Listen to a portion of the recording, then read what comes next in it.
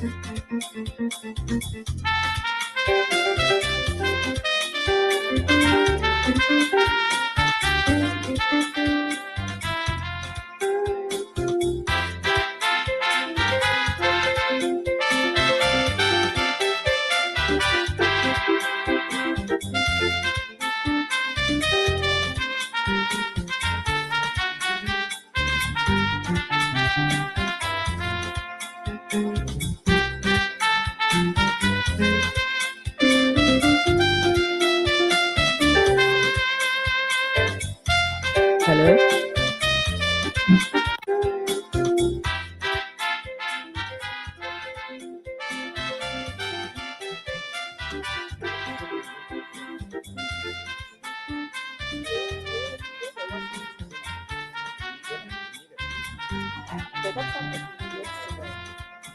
Hello.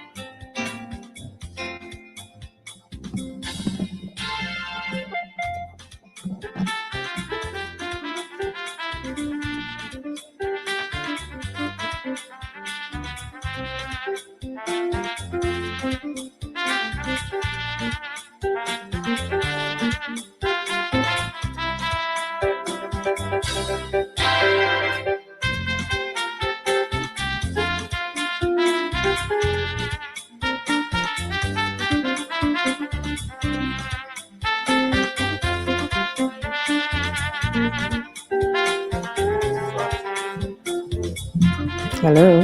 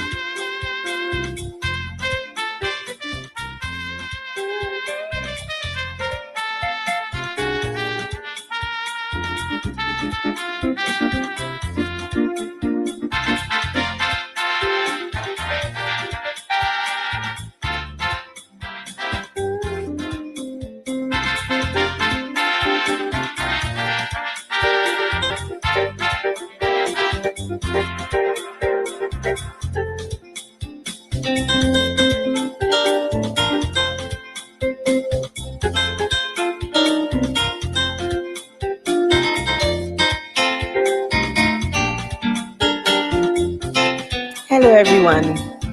Please, you can make yourself comfortable with the snacks here. That's one of the benefits of coming face to face. So we'll be starting shortly. So let's make ourselves comfortable with the snacks available.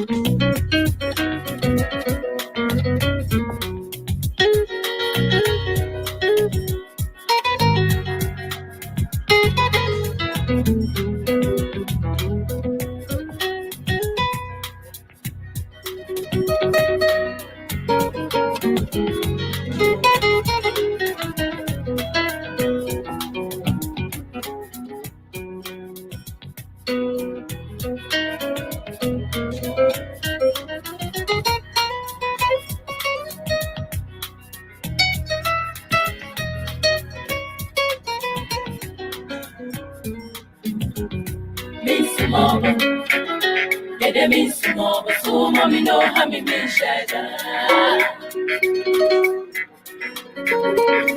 Miss small, miss small, so mommy know how me share. Miss small, miss small, so mommy know how me share. Miss small, miss small, so mommy know how me share. Miss small, miss small, so mommy know how me share.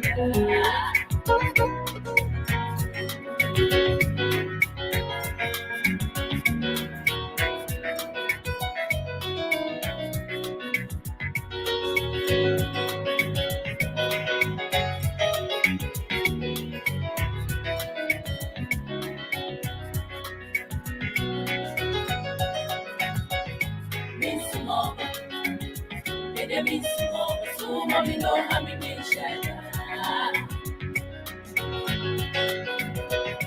Miss small, so mommy know how me share.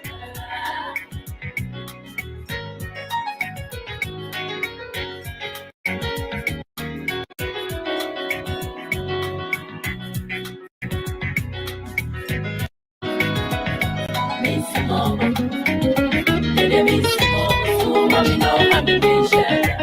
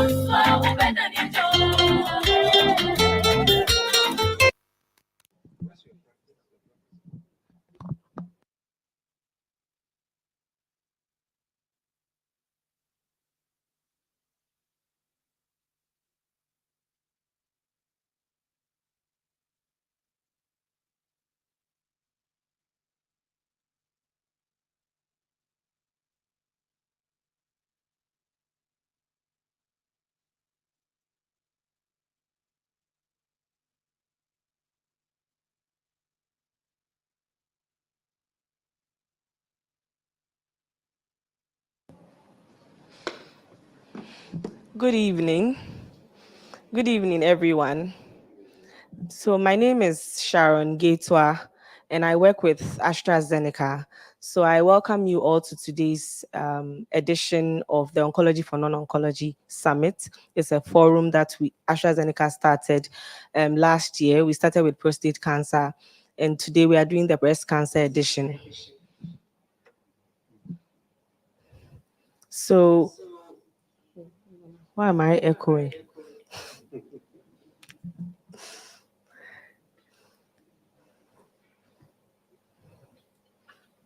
Okay, so I would invite our country manager for AstraZeneca.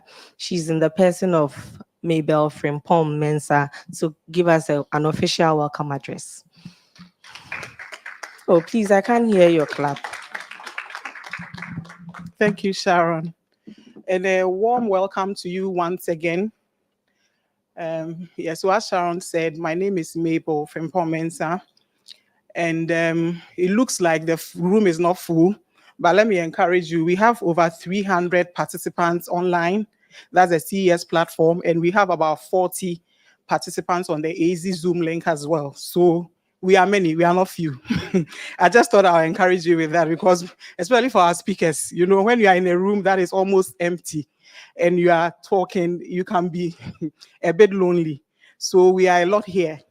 Anyway, so as we all know, AstraZeneca is not new amongst healthcare practitioners, both in Ghana and globally.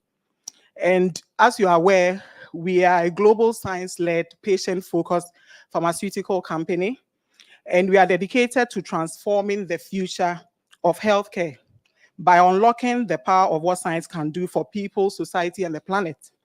We have different TAs. As you all know, most of you prescribe other medications in our other TAs. So we can boast of a cardiovascular, renal, metabolism portfolio. We also have a respiratory portfolio. We have rare diseases and immunology.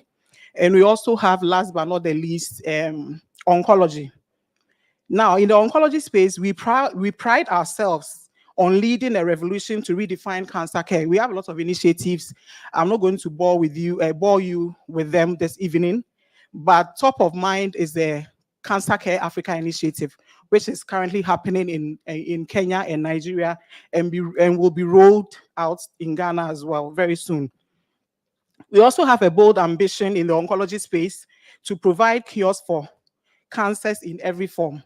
And we are therefore following the science to understand cancer and all its complexities so that we can discover, develop, and deliver life-changing solutions to enhance or prolong lives. In the cancer space in Ghana, I think we played for years in breast and prostate. We've launched, we are about to launch, or we've registered a medication or a drug for lung cancer. That area is still quite untapped in Ghana. Even though we have a lot of patients, these patients are lost in the TB clinics and the chest clinics. But I believe there's a strong burden, like there's a big burden in that area as well. So we are busy collaborating with pulmonologists, pathologists, and other oncologists to ensure that these patients also get access to life-changing medication for lung cancer. So this evening, we have in our midst experienced speakers who will be talking to us about the patient journey when it comes to breast cancer and also prostate cancer. I think more of breast cancer for this evening. You agree with me that when it comes to cancer care, one of the unmet needs is the fact that we are not able to detect early, and therefore we don't refer early, and that also impacts the outcome of the treatments of these cancers. So what we are seeking to do here with this type of meeting is to create awareness, build capacity, build capability for other specialties apart from oncologists to be able to identify and refer early cancers so that these patients can get the best outcome when they are treated. So on that note, I think my job is done. So welcome once again. Let's relax. We have colleagues online, hundreds of them. So we are not alone. Let's relax and let's listen and ask all the questions we have. Thank you very much and a good evening. Oh, please, you can do better. Okay, so thank you very much, my boss, Mabel. I think we would now introduce the chairperson for today's program. And of course, when you are having any program, you need a chairperson. So I would just introduce her. So she's a senior specialist at the Kolebu Teaching Hospital, the oncologist. She's a senior specialist oncologist, National Radiotherapy, Oncology and Nuclear Medicine Center, Kolebu Teaching Hospital. She's also the president of the Breast Society of Ghana. She's a faculty chairperson for radiology, oncology, and radiotherapy at the Ghana College of Physicians and Surgeons. She's also the Secretary General of the African Organization for Research and Training in Cancer. So our chairperson is the person of Dr. Hannah Nagogui Aite Ani. So please let's welcome her as she give us a little welcome address. Thank you very much, Sharon. And thank you all for being here. It's my pleasure and privilege to be here amongst you. And those of you online, we can't see, we appreciate you being here. So I think I'll just say a few words that we know that over the years, the incidence of cancer continues to rise. It's been rising steadily. From the time I joined my center, radiotherapy center, remember there were just about maybe 700 patients for the whole year.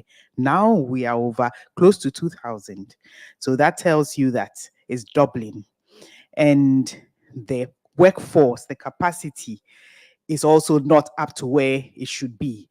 We are training oncologists, we are training other therapists, physicists to manage cancer patients, and the numbers continue to increase slowly, but we are getting there. I also want to say that all inclusion in the management of cancer is very important. So the role of all of us here, we have pharmacists, we have the surgeons, we have the pathologists, we have, the laboratory technicians, everyone, the nurses, the oncology nurses, you're all part of the team. Because we really are not where we should be with the numbers with respect to the oncologists, we still need to have a very good management system in the country and referral system as well. So there are people, physician assistants who are managing patients far away in distant parts of the country. How do you get the patients? How do you even know what the index of suspicion is to be able to direct the patient to the right place and for the right management? What is the availability of essential drugs and other drugs in the country? That is where AstraZeneca and other pharmaceutical industries also come in. We know that they play a very significant role because for this disease, it's not like the one you take paracetamol, you go to sleep and that is it. And some of our patients come and they'll ask you, oh, so, you see, it's as if they're wondering why they are even supposed to be here. And I said, really, if your doctor, wherever you are coming from, was able to solve the problem, they would never have referred you to us. There are those who are outside there and who don't even want to come to Kolebu or 37. They hear the name and already they are feeling worse. They don't even want to come. But then the most important thing we have to also think about is availability of drugs and essential medicines for the patients. So I think I won't say too much. We know the role of the NHIS as well, but as much as possible, I'll leave my remarks to the very end when we have heard what our speakers have to say. Our first speaker is going to be Dr. Mervyn Ajim. I'm sure there will be someone to introduce him. Oh, okay. So I can introduce Mervyn. He's one of our specialists at the National Radiotherapy Oncology and Nuclear Medicine Center, and he's a very promising oncologist who is great strides. He already has taken great strides and continues to do so. So he is going to talk about, a case study, the patient, one of our patients in breast cancer. And then after that, Dr. Scott will take over. So thank you very much. You are most welcome once again, and I hope you enjoy the time and learn something. Thank you.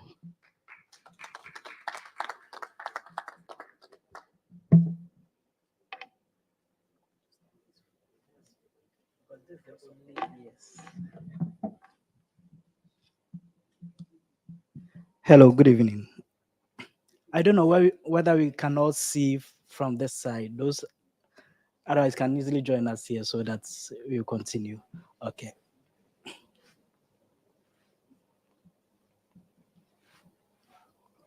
It's not picking.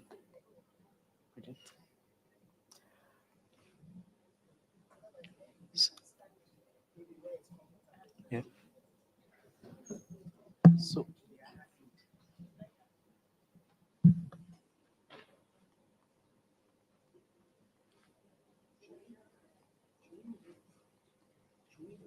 yes, but still because of let us do that. Okay.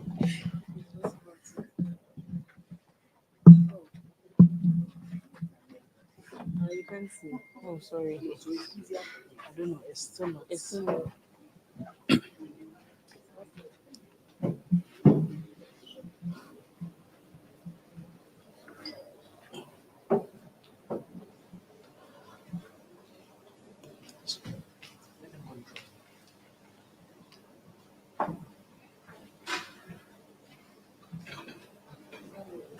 Let's point to the side. Supposed to point and coming. Yeah. Oh, Okay, so just not that. okay. Okay.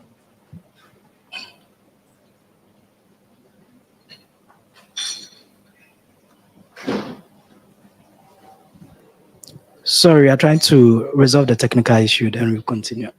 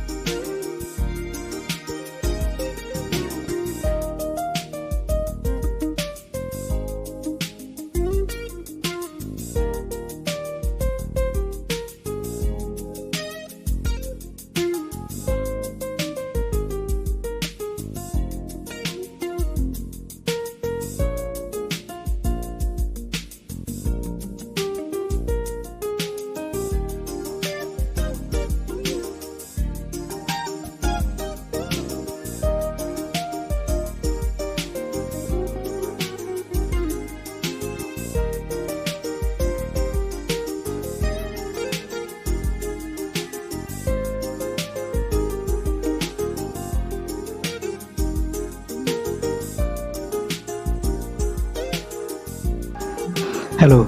So once again, my name is Mevin Bachajuman, and this evening we'll be going through breast cancer for non-oncologists, and I'll be taking you through the pre-treatment evaluation. I have no conflict of interest.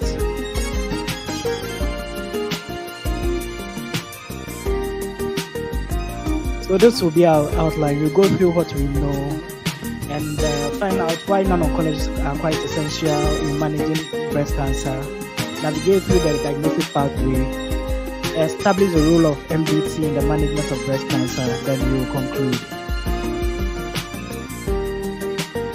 So what do we know?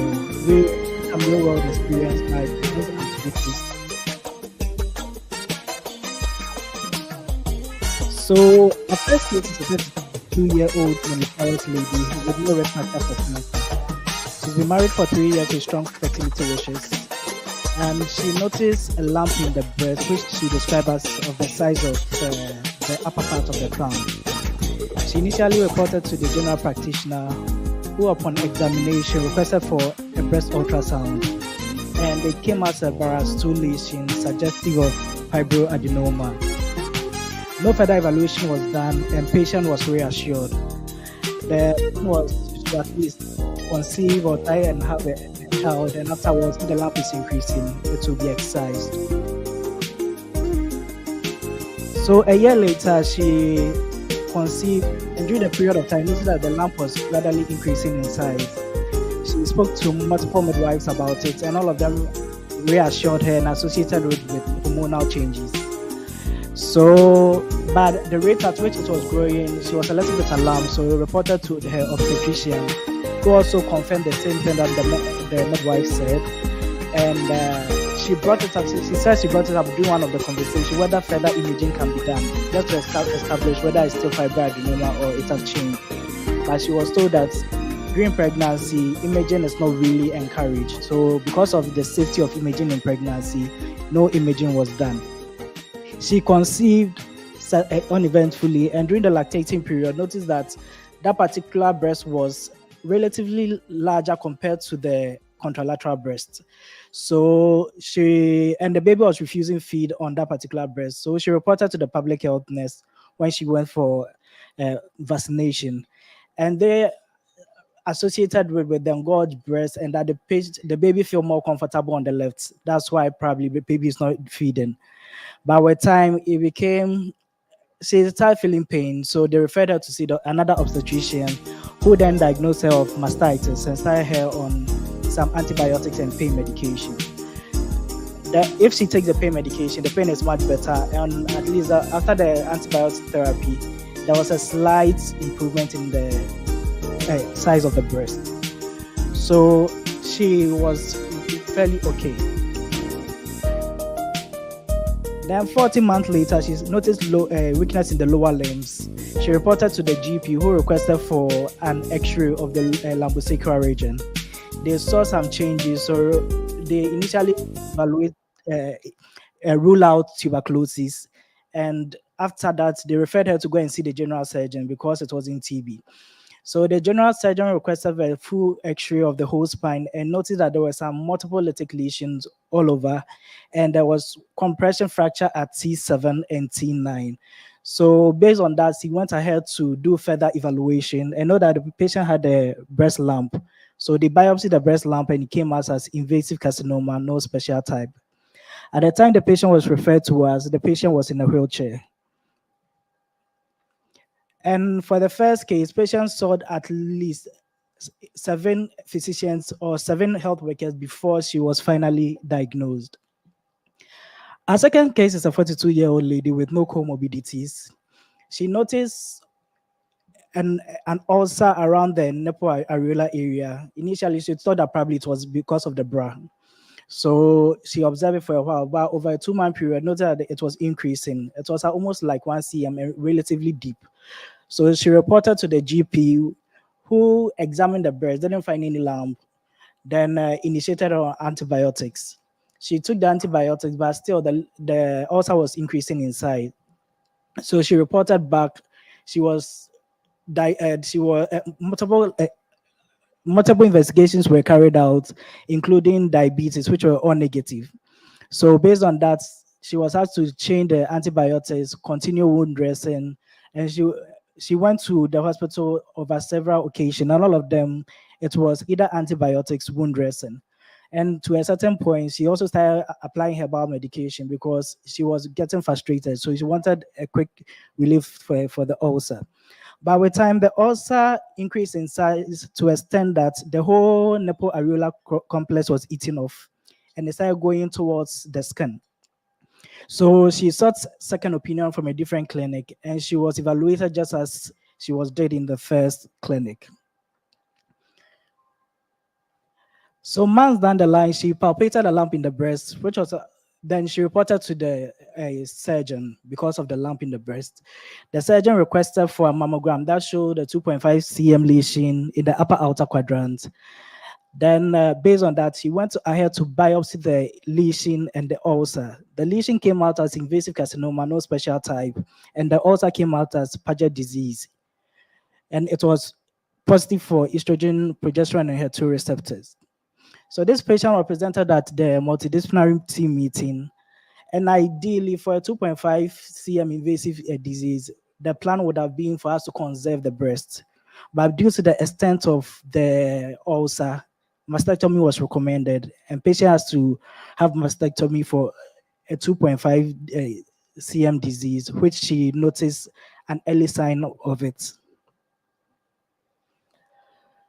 So the question we ask ourselves is, what is similar to both cases? If you go through the both cases, you note that one, they were young age.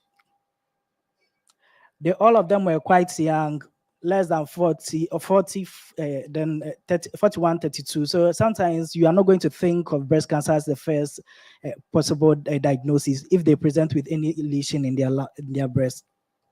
Both of them noticed the symptoms quite early and sought early medical attention, but unfortunately, they were all misdiagnosed. And based on that, even of them receiving an early treatment or treatment for an early disease, they ended up with advanced disease treatment.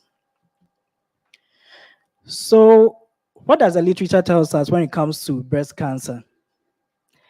In Ghana, breast cancer is the most diagnosed cancer, accounting for almost 20% of all cancers if you compare both sexes and all ages. But when it comes to females, 1 out of 3 females who are diagnosed with breast cancer, who are diagnosed with cancer will have breast cancer. When it comes to the mortality, is the second most common cause of cancer death in Ghana after liver cancer. And the most worrying aspect of breast cancer is that from 2020 to 2024, the incidence of breast cancer is going to almost double, and the mortality is also expected to double. Because as of now, we are seeing about 4,500 new cases annually, and by 2040, it's going to increase to 8,100 new cases. And when it comes to the mortality currently is about a little bit above 2,000 annually. But in the next 20 years, well, by 2040, it's going to go up as high as 3,600 new cases. When we try to unfortunately, the slide is a little bit blurred, but if you try to compare our mortality to or our incident rate to that of United States, which is at the top, you notice that even though there is an increase in their incident rate, it's a little bit gentle. So if you look at the graph, it's almost like it's a little bit flat, as well as their mortality. But if you come to our incidence, it's a little bit steep. And as well as our mortality, it's a little bit steep. So the question is, what can we do to get something like the United States or country who have very good cancer programs? If you compare our mortality to that of United States, in the next, from 2020 to 2040, the mortality is supposed to, in United States, to be about 38%, to increase by 38%. But if you come to Ghana, it's going to increase by 77%, almost 40% absolute increase in mortality. But the question is, what actually is accounting for that high increase in mortality in Ghana? What we know about cancers in Ghana is majority of the time when it comes to breast cancer, we're having a lot of patients presenting with advanced stage disease, which already is a poor prognostic factor. because most patients don't have good access to care. And apart from the facilities, even where they will access the care, most patients even have good access to knowledge, because sometimes patients find themselves reporting early to some of these facilities. But because the people are not really thinking about cancer, they are misdiagnosed. And by the time the patient will be aware or will be diagnosed of breast cancer, it's quite advanced. Sometimes patients defer treatment all because they fear that, oh, I have breast cancer. So if they come and you misdiagnose them, even if the lump is changing, they are not going to come back, because they will take your word for it that what they saw was benign. So they are not going to come back for you to review them. So that's why when you meet them the first time, it's very good that you evaluate and diagnose them quite early. Sometimes to the psychological effect, the fear that they will lose their breast will just let them patient not come back to you. So if the patient comes and probably can conserve the breast, that should be the right approach to take. Because if the patient lose the breast, most of them are not going to come back. And the ideology of losing breast have been associated with mortality in Ghana, because until radiotherapy and chemotherapy came on, systemic therapy came on board, the only cancer treatment you could receive is surgery. And that time, mastectomy was the only option that was available. And because mastectomy or surgery is not adequate enough to treat cancer, majority of them will, at the end of the day, end up dying. So people's ideology was, okay, if I lose my breast, I'm going to die. Or the person lose the breast, the person died. So it let a lot of people try to defer treatment because they fear that they will lose their breast. So that's why it's essential for us to diagnose them early. At least let them try and live for long, tell their story, just to be able to debunk some of these false myths. The other thing is the sociocultural and community factors, because sometimes if you find yourself in some parts of the country, especially in the north, the cultural influence let a lot of patients not even go on to seek cancer treatment, because they will be labeled, they will be stigmatized. So a lot of people don't even come out to tell you that, okay, they have breast cancer, or don't go to the hospital because they have breast cancer. Sometimes to the traditional approach to things, we are used to herbal medication, herbal treatment. So if the patient feels a little bit resistant, or probably is not getting whatever they want, they are going to sort to alternative medicine. The other thing that has been known to cause the high mortality rate or high cancer in our environment is also young age, because young age is associated with aggressive disease. And if you go back to back to school, when we are in university, we are taught that cancer is mostly common in the advanced age, postmenopausal women. But unfortunately, in Ghana, we are diagnosing a lot of patients within their premenopausal age group. And this knowledge has been with us as far as 1979, when ENIM noticed that most of the patients that come to for pathology sampling are within the ages of 36 to 45. At that time, the idea, or what people tried to debunk this, was the fact that, okay, those who are young are likely going to go to the hospital compared to the elderly people. But with time, you've noticed that the age bracket between 40 to 49 actually is a high risk group. So because we are having a lot of patients within that group, we are likely going to get a lot of advanced or aggressive disease. So there's a need for us to diagnose them quite early and initiate treatment effectively. The other contributor to is what we call the molecular subtypes, because majority of the time, for a lot of people, we know about breast cancer, but there are a lot of breast cancers that we manage. And after those that we manage, we have those who are what we call luminal A, luminal B, triple negative, or HER2 rich breast cancer. If you come to Ghana, and based on all of the, depending on the subtype, also have a prognostic effect. And triple negative tend to have the worst prognosis. In Ghana, triple negative actually is the most diagnosed molecular subtype of breast cancers. Most studies have shown that as much as almost 50% of our patients have triple negative breast cancer. And this may play a role why we are having a high mortality rate within our environment. So why do we need non-oncologists? The non-oncologists are mostly the first point of call for most patients. If they notice any lump, that's the first place that they report to. And these patients don't just report to you because, okay, they don't have any place to go. They have this kind of bond with you.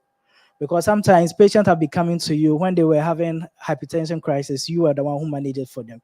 You manage their diabetes. You probably deliver them, so they know you. When they are sick, they can call you for direction. So they have this kind of trust with you. So in case you misdiagnose them or you don't give them the right information, they are going to take it throughout the period of time.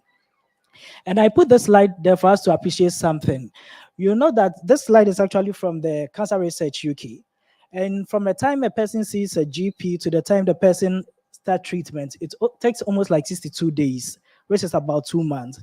This will let us know that the cancer journey is not like you come today, maybe you are supposed to start treatment tomorrow.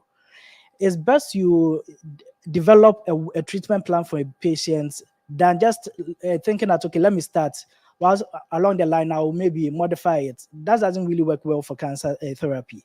If you really know the treatment plan from the onset, you communicate it well to the patient. The patient understands what's going to go on. Because sometimes during the therapy, there will be a lot of modification that needs to take place in terms of lifestyle, in terms of adaptation. But if the patient doesn't understand and they maybe along the line they meet a little bit of hindrance, some of them will lose hope and they will default. So it's always good you develop a good treatment plan for the patient to go through. And if you look at this graph from the time, sorry, no, go back. From the time the decision is made to the time patients start treatment, it takes like 31 days. Because once maybe the patient has gone through MDT says this is your treatment plan. It's not like the following day you are starting treatment. Sometimes a lot of things have to go through. You have to have a nurse navigator to navigate the patient through the treatment process. You have to try and manage some comorbidities. You have to try and let the patient understand what exactly they are going through. So even from the time of decision to the time of treatment, it takes almost like a month for patients to start treatment. So if you come to an environment where there are a lot of confounding factors, patients are paying for everything out of pocket. Patients have to travel across regions to have imaging or probably have procedures done. It's going to really influence the duration for treatment. And one question I want to get, do you feel adequately equipped to diagnose breast cancer in Ghana as non-oncologists? To me, I don't think so, because if you go back to our undergrad, we were just taught about just have a fair idea about cancer. The knowledge I knew when I was in my undergrad is less than 1% of what I know right now. And that's how we weren't really equipped well to come into the cancer treatment world. So that's why it's essential for us to be having such seminars just to update ourselves with what's going on and how we'll be able to improve our clinical practice. So why do we need to go through these seminars? One, it will help us gain knowledge that will help us detect breast cancer early and intervene. And this is going to improve patients' survival and reduce treatment delays. Also, once as patient go through the treatment, patient come out with a successful story, they are going to advocate for others to also seek early treatment. And as a non-oncologist, you are not just there to see a patient refer. You are part of the team that manage the patient. Because if you understand that you are part of the team, your information you are going to relate to the patient is also going to be quite essential. So if you are well invested in this, you know which knowledge you give to the patient. And also it's going to reduce the cost that the patient is going to spend on treatment. Because for the two cases that we saw, patient spend a lot of money unnecessarily. But if you probably have diagnosed the patient early, they will probably reduce their cost of treatment. And you as a person need to improve your confidence and help you have a litigation-free practice. So when it comes to diagnosing cancer or diagnosing a disease in medicine, the first thing we always want is get an early sign or an early symptoms. But when it comes to oncology, we don't want any symptoms. So the best way we go out is to have a good screening protocol, because screening is very essential when it comes to breast cancer. You want to diagnose patients even before they notice any symptoms, because the earlier you diagnose, the higher the survival rate. The later you diagnose, the lower the survival rate. And the best screening protocol to use is to have an organized screening program. But unfortunately, in Ghana, we don't have such. Most of us use what you call opportunistic or individualized screening, where during Pink October you have a lot of facilities organizing screening. But sometimes, even with that screening, it's not the optimal type of screening, because for you to have an optimized screening, you need three assessments to be done: clinical breast examination, imaging, and pathology to be provided for those who have any pathology on clinical breast examination or imaging. But majority of the time, the screening we do is just clinical breast examination. If you see a lump, oh, go to the hospital. We don't put in structure to make sure that, okay, all patient that and we notice a lump, we are ensuring that they are followed through. That thing is not done. We will have a lot of people diagnosed, like, or probably stating that they screen about 500 cases, but the 500 cases, none of them had imaging done. So you should always incorporate imaging as part of your screening protocol. Without the imaging, the screening is incomplete. And once you notice any pathology in the breast when you examine, or any pathology on the imaging, irrespective of what is suggestive of, you have to go ahead and biopsy it. But once we fail to, but the question we sometimes ask is, in our country, what is the ideal age to start breast cancer screening? Most of us know that, okay, the theory is from age 40, start mammogram. But we already know that from age 40, most of our patients are in the high risk group. They are already developing breast cancer, and they are developing advanced breast cancer. So that makes age 40 not an ideal fit for breast screening. So if you ask me whether it's the age for breast screening, I don't know. And the other thing is, are the global screening guidelines a good fit for us? For sure, it's not really a good fit for Africa or for Ghana. If you look at the current recommendations, as I mentioned, when it comes to mammogram, all of them are saying from age 40, start screening. But majority of the time, by age 40, we are already developing breast cancer. What they recommend is clinical breast examination from age 20. But even with that, they say that do clinical breast examination 1 to 3 years. So that means you can choose to do it every 3 years, can choose to do it every 2 years, or every 1 year. So if a patient is going to do clinical breast examination every 3 years, there's a likelihood that you are going to miss the breast cancer along the line. So we need to come out with a local guidelines that we know that it will be able to fit the Ghanaian or the African context. Once we fail to screen our patient, that's why they will present with lumps in the breast. Sometimes they may present with either a palpable lesion, an ulcer on the lump, either there is a bump or there is a nipple retraction, or there will be milky on a discharge from the nipple. Sometimes patient may present with podorange, and some our mentality of podorange is when the whole breast is having that edematous or the podorange feature, but sometimes it can be a localized area. So we need to really inspect the breast and examine the breast very well. And one question I want to throw to you is, when a patient comes, a patient says, I've seen this pathology, don't downlook whatever they say, or don't underrate whatever they say, because patients know their breast more than you do. You are just seeing at that particular point in time. So if the patient says, okay, I've seen the skin changes, it's not really as it is. Don't say that, okay, oh, probably it's something normal, because they know how their breast is like. And when they're coming to you, means that a lot to them. So once you are done with a patient presents to you, the next thing you have to do is to examine the breast. And to examine the breast, at least when it comes to clinical examination, because of we are a little bit good at it, but we need a detailed examination findings when you examine the breast. It's not just like, okay, there is a lump in the breast. You have to try and give us the size of the lump, whether there is any attachment to skin or underlying tissues, whether there is any skin changes. It's quite essential for us. And majority of the time, we are told to examine the axilla. So that one, we'll be able to examine the axilla. But think about it, that breast cancer doesn't just go into the axilla.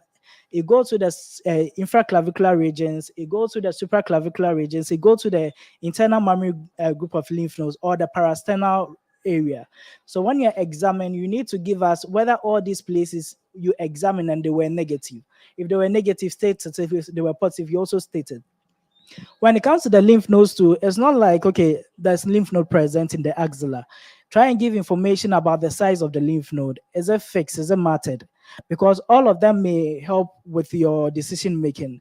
There have been instances where they've referred patients as maybe N1. N1 to us may probably means it's a solitary lesion. But I probably will go into the mammogram and go and see that, okay, they said that during the imaging, there was a 3 cm lesion. 3 cm lesion is not going to be it's not going to be a solitary lesion. It's likely a matted lesion. So we're going to change your staging for such a patient. So after the imaging, after the examination have been done, the next thing is to do your breast imaging. And breast imaging, the most common ones we use are the mammogram, or breast ultrasound, and MRI. Mammogram is mostly for patients above 40 years. For less than 40, because of the dense breast ultrasound will be recommended. And patients with very high risk features or high family history of cancer or BRCA mutation, sometimes you prefer using the MRI to screen them. But all these images, to a certain extent, are safe even in pregnancy. The only thing that maybe people will query is mammogram. So apart from that, just as you do pelvic ultrasound or obstetric ultrasound for your patient or for any gynae patient or pregnant woman, you can also do breast ultrasound for them. And MRI can be done, but sometimes you have to use maybe non-contrast.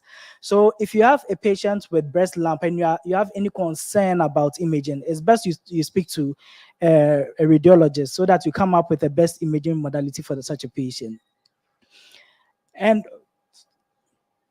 And once the imaging is done, they normally put them in a score, the Barra score, Barra 0 to Barra 6. And if you look at the Barra score, it's a little bit blurred. Yeah,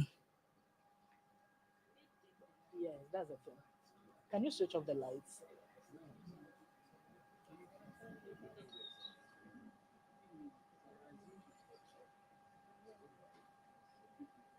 No, they should really switch off the, especially the ones here.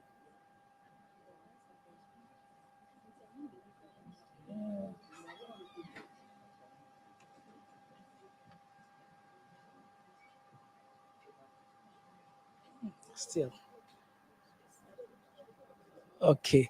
So if you look at the Barra score normally look at the features, what they think is. Barra score is not going to diagnose any lesion for you. So if you go through Barra 1, it's not clear, but it says that at the far end, it's looking at the likelihood of cancer. Barad 1 has essentially 0% of cancer. That doesn't mean that if you have Barad 1 lesion, you can't have cancer. There's a 0.00 something percent risk of cancer because you can't state it always. That's essentially 0%. Likewise, a Barad 2 lesion is also the same as 0.1. But as you move along, the Barra score increases, the likelihood of cancer also increases. And if you look at the Barra score, it normally uses words like probability of cancer or suggestive or suspicious of. So these are adjectives that doesn't conclude, but I just telling that what I'm seeing, that's what I think it is. So once you are done with your imaging, and the next thing you have to do is to go ahead and do your biopsy, because biopsy is the only modality that will be able to confirm what exactly you are dealing with. Whether you are dealing with an invasive carcinoma, whether you are dealing with a benign lesion. A majority of the time, not every lump or every lesion in the breast that's malignant, because 1 out of 10 lesions may be malignant. And in Kolebu Teaching Hospital, Clegg Lamte et al. Noticed that patients that normally come to our breast clinic, only 11% of them actually have breast cancer. Majority of them tend to have benign lesions. So when you're doing the biopsy, the best thing to go, or when it comes to biopsy, the best biopsy you have to do is to do a core biopsy. Because as I mentioned, you need to make a meaningful decision for a patient. There have been a lot of time where patient or clinicians will go in for excision biopsy. Okay, it said that it was fibroadenoma. Even if it's fibroadenoma and you want to go and excise, it will be best you do a core biopsy, confirm that it's fibroadenoma, and you can plan that, oh, it's fibroadenoma. You don't have to do any further surgery, or your surgery are going to do is just wide local excision. Because there are a lot of times people have going for fibroadenoma, it will come back as invasive carcinoma. So in that case, you have to go and do a second surgery. Patient have to pay more for the treatment. So, but if you have done a core biopsy, you would have easily make a decision that is okay, invasive carcinoma or fibroadenoma, and you'd have planned your treatment very well. In recent times, fine needle aspiration is not recommended for diagnosing cancer, because all it tells you that okay, there are cells that look like cancer. It doesn't tell you whether they are invasive, it doesn't tell you whether it's carcinoma inside too. So always you want to do a core biopsy as a standard. You only consider excision biopsy if maybe probably your core biopsy didn't yield anything, but you have a strong suspicion that whatever you are dealing with can be more than what the core biopsy is giving you. Then in that case, you may consider excision biopsy. When it comes to pathology, we tend to request for two results from them. We have what we call the histopathology. That lets you know the type of cancer you are dealing with. Is it invasive carcinoma? Is it lobular carcinoma? Even after invasive carcinoma, you may probably have a lot of different subtypes. Is it ductal? Is it invasive ductal? You may probably have different types. Is it maybe medullary? Is it mucinous? That's going to help you with your treatment or to determine the prognosis for that particular person. It will also tell you the grade of the tumor and whether there is any lymphovascular space invasion. So after your histopathology have been done, the next thing we want to know if it's cancerous is to know the subtype of cancer we are dealing with. So we need the immunohistochemistry to help us with. So under the immunohistochemistry, we have the estrogen receptor, we test for the progesterone receptor, HER2 new receptor, and we look for the proliferating index, the Ki67. So with the immunohistochemistry, we'll be able to come out with the subtype, whether it's a luminal A disease, which has a better prognosis, or luminal B, or HER2-rich disease, or it's a basal or triple negative disease. Majority of the time, the triple negative or the basal disease are normally associated with BRCA mutation. And then some places, so far as you have triple negative, though, and you are young or you do for a certain age group, they'll go ahead and do BRCA testing for you. But unfortunately, because of course it's not routinely done in an environment. So for triple negative, apart from the BRCA, sometimes we also want to test for the program cell death 1, PDL1, because it also helps you to determine the treatment pattern. If patient is expressing PDL1, there are immunotherapies that you can give to such patients. So once you are done with your pathology, now you've confirmed it's cancer, then the next thing to do is to do your metastatic workup. Metastatic workup, ideally, you want to do your chest and abdominal CT scan. But sometimes because of costs, we end up doing chest X-ray and abdominal ultrasound. But in recent times, in Kolebu Teaching Hospital, the surgeons started requesting for chest CT for most of the patients. And they noted that most of them, they would probably have gone through surgery without it being beneficial to them, because most of them had lung lesions, which the chest X-ray didn't pick up, or the abdominal ultrasound didn't pick up. So right now, at least if it's affordable, you should let the patient know that chest CT or an abdominal CT is the best. But in the case of where affordability is an issue, that's when bones can come, the chest X-ray abdominal ultrasound come in. But with patients who have advanced disease, majority of the time you may also request for bone scintigraphy or bone scan. Once you are done with your metastatic workup, the next place the patient has to go is to go through the MDT or multidisciplinary team meeting. MDT is more like the decision-making body, because you need to let the patient understand what exactly they are going to go through. Sorry. Sometimes how the treatment is going to be sequenced, how you are going to go about with what they are supposed to expect. So once you come to MDT, you develop a treatment plan for the patient. Patient understand whether, based on how I present, am I going to be cured with curative intent, or it's going to be of palliative intent. So when it comes to the MDT, majority of the time, the core team members are mostly the oncologists, the radiologists, the surgeon, pathologists, and sometimes you may bring in the radiation therapist. But occasionally, you may also co-opt and bring in other people, such as uh, the palliative care team, the psychologist, the nutritionist, anybody that you see fit or you see that can play a major role in managing your patient, you can call the person in. And one important person in the MDT is the nurse, because the nurse tends to be the person who will try and coordinate everything during the MDT. A majority of the time, the nurse also play a role as the navigator for the patient, because once a patient comes, patient have a lot of issues. Sometimes we in the clinic we are just looking at the physical or the medical aspect of things, but they are coming with sociocultural issues. Maybe the patient is coming from afar, doesn't know where to lodge. How are you going to tell the patient that, okay, maybe there's this option available, you can explore it? Patient thinks that, okay, I don't have money. How are you going to explain to the patient that, okay, you don't have to pay everything at a go? This how it's going to go, like at this point, this is what you are paying. Or probably the treatment is on insurance. So if you're not insured, uh, go through, maybe the insurance has to be just register for your insurance card and it will cater for some of the treatment. So that's why when you look at the initial picture that I showed you, when it comes to the Cancer Institute UK, it takes like 31 days for a patient to, from the time of decision making to the time patient initiate treatment. Because during that period, that's where the nurse navigator comes in, try to make sure that everything goes on as planned. So to conclude, the little thing I want you to take home today is breast cancer is quite common in premenopausal women in Ghana. So don't always think maybe any lump you see in a young patient is benign. Have at the back of your mind that is can be malignant. And as it stands, unfortunately, we don't have a good screening tool that fits us. But is that one thing that we should look at to develop one that will be able to suit Africans and to suit Ghanaians?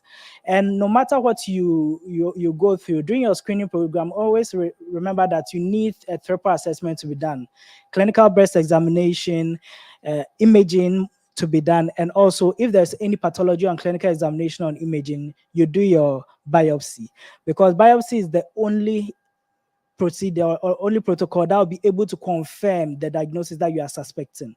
So any patient, make sure that you do a biopsy for if there is any lesion.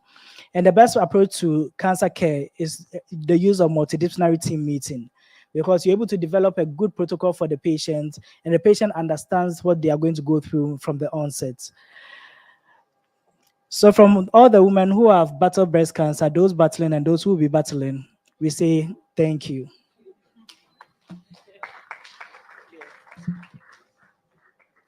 Okay, so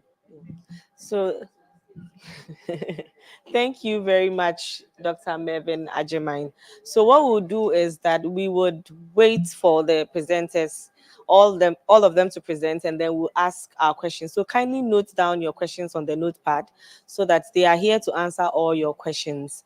Yes, thank you very much. I think that for me, one of the take home from Dr. Mervyn's presentation is that I think that non-oncologists feel that they are not part of the patient journey of the breast cancer patient or the cancer patient. But like he said, you treat them for diabetes, you treat them for asthma, you treat them for cardiovascular disease. So it means that they actually have you as their family physician, their family doctor.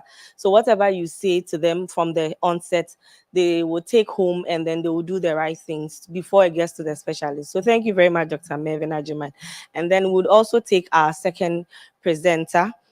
She's Dr. Abba Anoa Scott. So I would welcome her to the stage. Yes. You want to do that?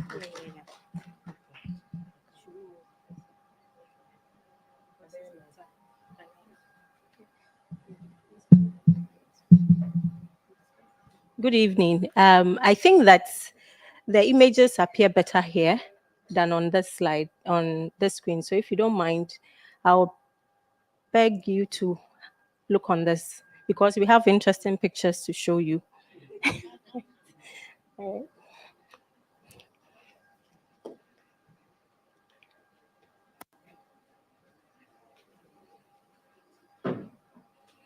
right, thank you.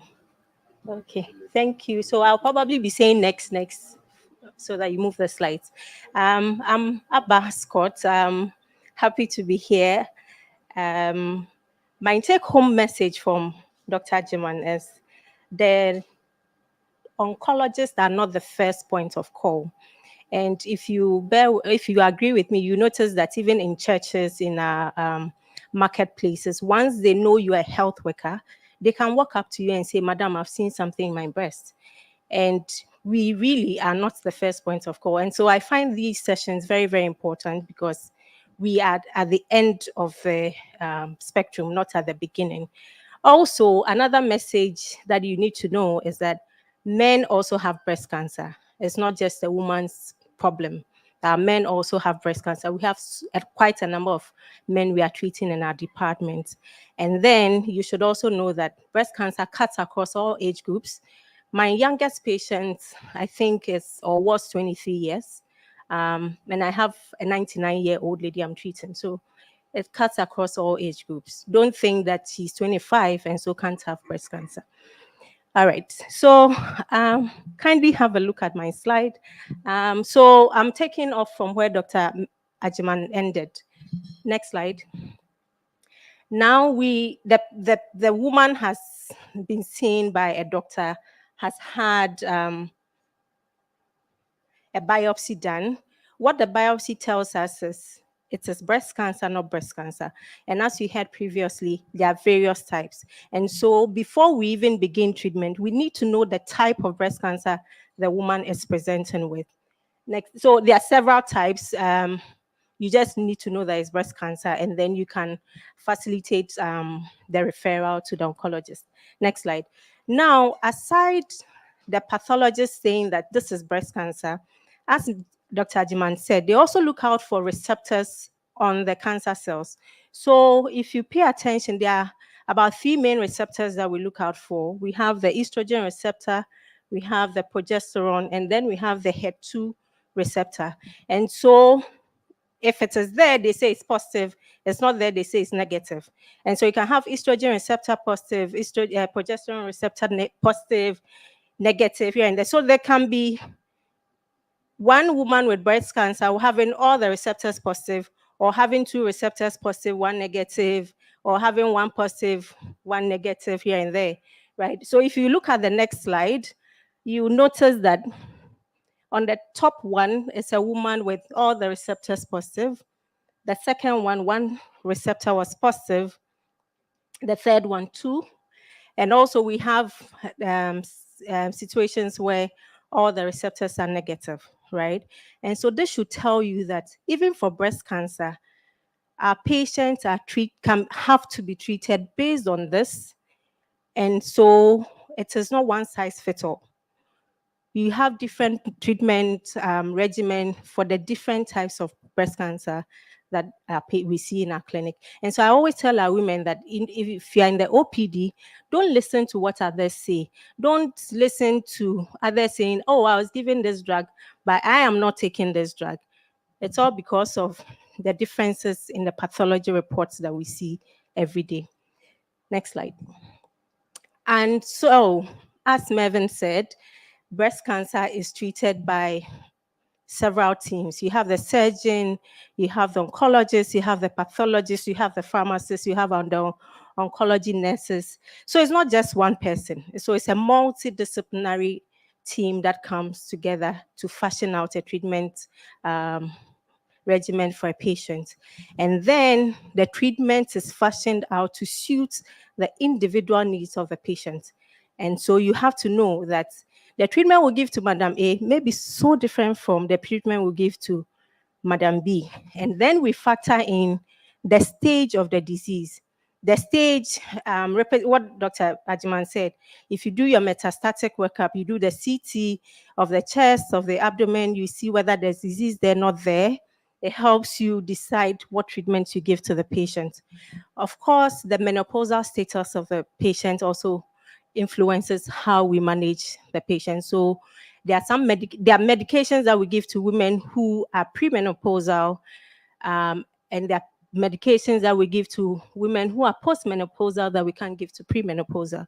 And so the menstrual status plays an important role when it comes to how we treat our patients. The receptor status, as I said, if you are estrogen receptor positive versus negative, it tells us that if you're positive, after everything, there are some tablets that you have to take at home. If you're negative, there's nothing like that for you. I hope you get it.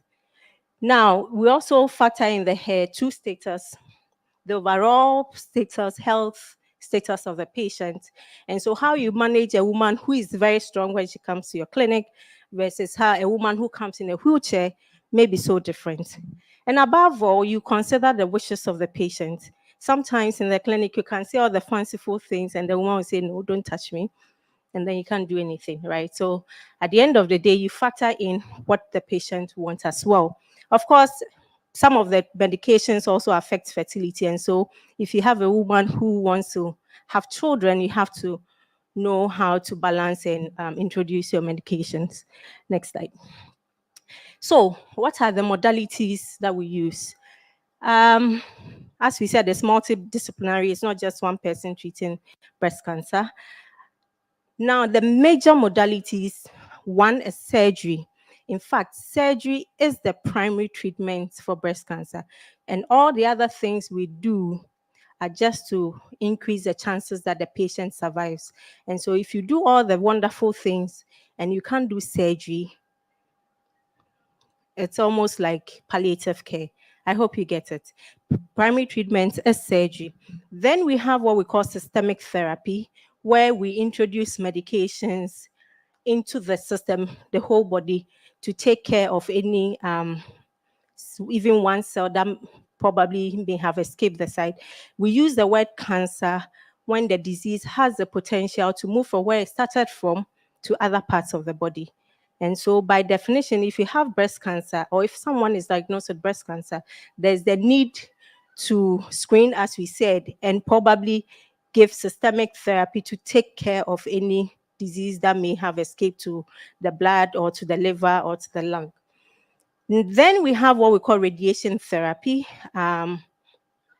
which I don't know if you've seen the x-rays done. So we have special forms of radiation that we expose the breast or the site of the breast to take care of any residual disease on that side.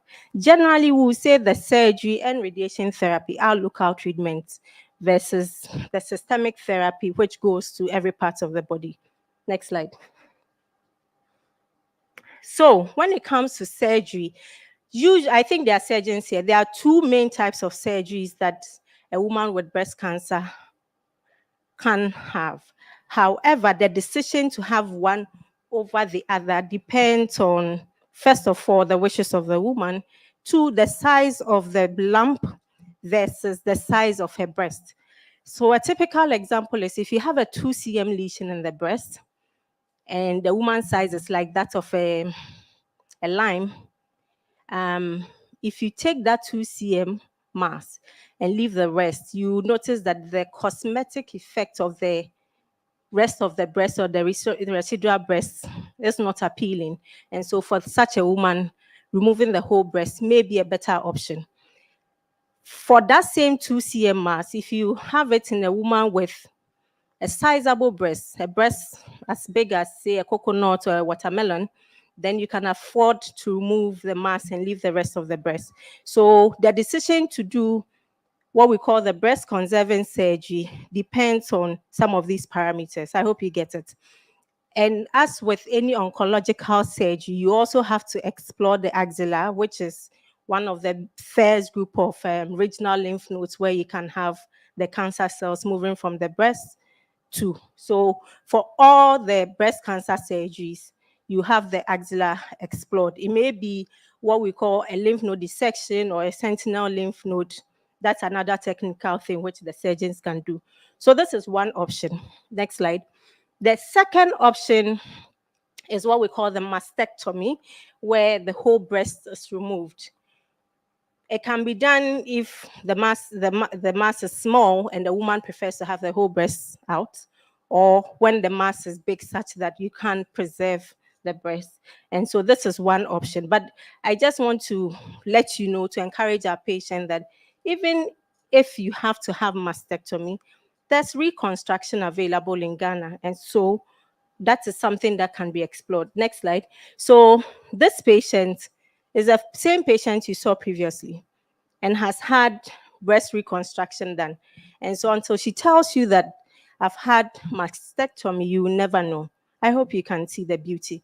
So if mastectomy is a way to go, you go for it. And then if you can afford, then you do the reconstruction. Next slide. Now, the second local therapy, I say local because it's targeting where the breast was or where the breast is. It's radiation therapy. For those of you who have been to radiotherapy department, you notice that we have these beautiful machines. And for the whole, oh, please, next slide, previous slide. For the whole country, we have 4. Currently, 3 are functioning. Yeah, so yeah, so these are beautiful. Here, the patient, so next slide, you see that we are setting up a patient. This is a woman. You can appreciate that she's had mastectomy. The left breast is off, and that's where we are focusing the radiation to. The aim is to prevent or minimize the chances of the disease coming back at the site. That's what we call local recurrence. Next slide. Now, the next modality is systemic therapy, which I said earlier on, exposes the whole body to medications to take care of any metastatic or micrometastatic disease in the system. And broadly, I'll say that there are 2 main forms. We have what we call the chemotherapy, which consists of medications that are given either through the intravenous, through, how do you call them? Lines, intravenous lines. Some also come as oral medications that are available. Usually, as I said, the primary treatment is surgery. And so if you give this chemotherapy before surgery, we typically will say it's a neoadjuvant treatment. If it's given after, then it is an adjuvant treatment. I hope you get it. Now, the other one is the targeted treatment. And here, broadly, we have what we call the hormonal therapy, where the receptors will tell you whether the patient will benefit or not. If the patient is hormone receptor positive, that is estrogen receptor positive or progesterone receptor positive, then the patient must have hormonal therapy after her surgery or before the surgery, depending on the indication at that time. And here you also have to bear in mind the menopausal status of the patient. What you give to a 30-year-old lady is different from what you give to, say, a 70-year-old lady who has stopped menstruating. And then we also have the medications that target the HER2 pathway. The popular one on the market is what we call Herceptin. I don't know if you've heard it before. The name is trastuzumab, and it is given at least for a year if the patient has HER2 positive breast cancer. So generally, the modality surgery, we have radiation therapy, we have the systemic therapy. Next slide. Now, how do you decide what to give Madam A versus what to give Madam B, right? And how do you sequence it? Must Madam A have surgery, chemo, radiation, hormonal, or not? How do you select the treatment, the appropriate treatment? In order for you to do that, you have to stratify the patient based on, one, the stage of the disease. And so you'll be able to put them into what we call early versus locally advanced versus metastatic.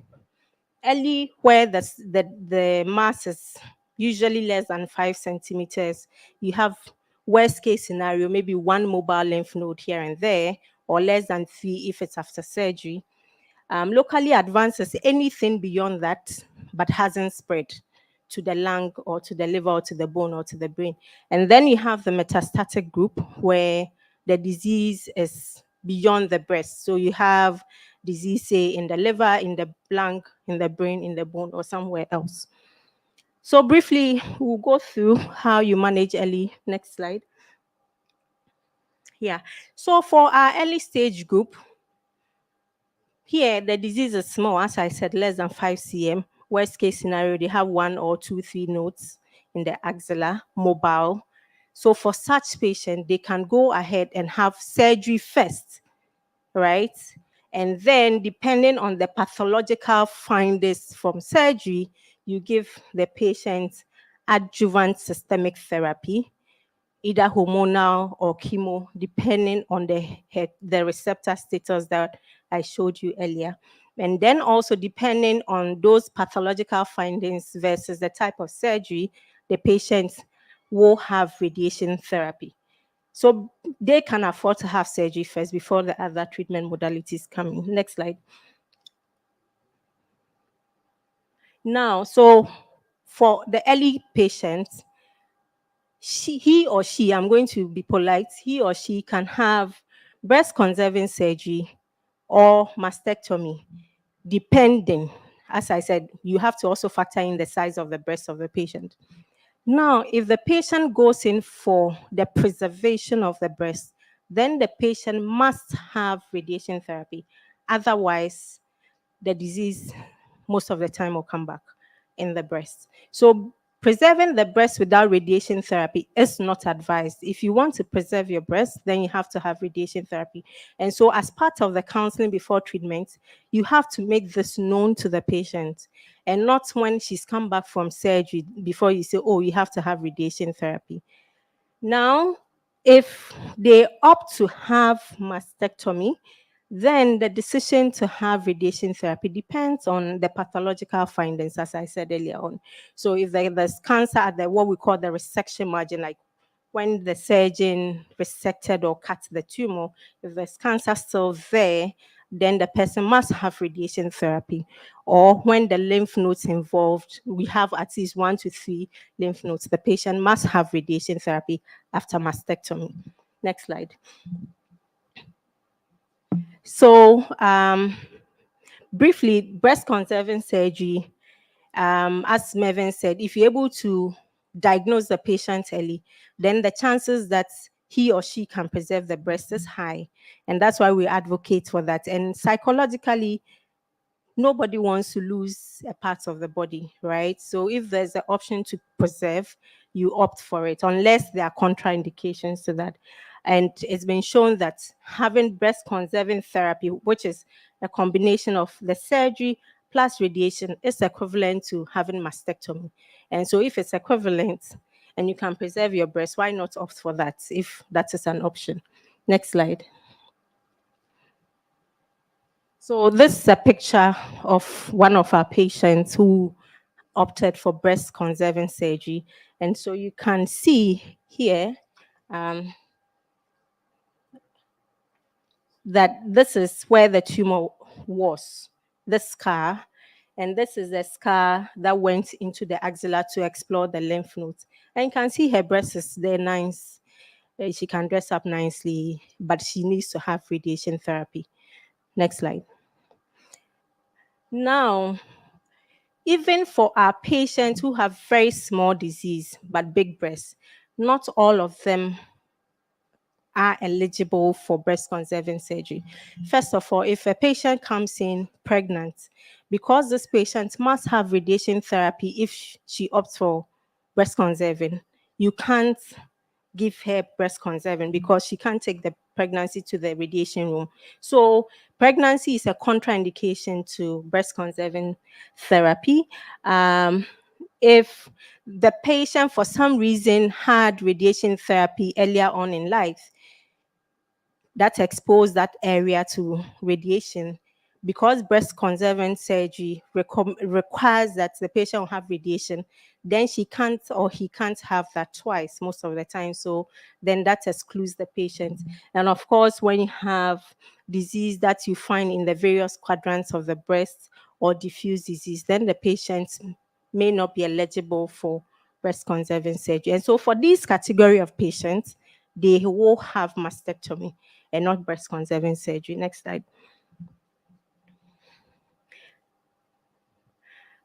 I think you've skipped one.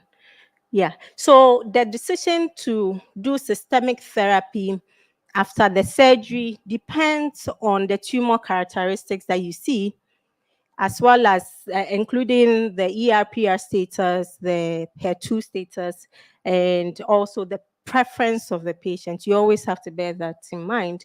Usually for very, very small diseases, you can afford to give just hormonal therapy if the patient is hormone receptor positive. That's if the estrogen is receptor is positive or progesterone receptor is positive, then you can afford to give them the tamoxifen or the arimidex, which you've all heard about, and hold chemotherapy. And so not all the patients get chemotherapy.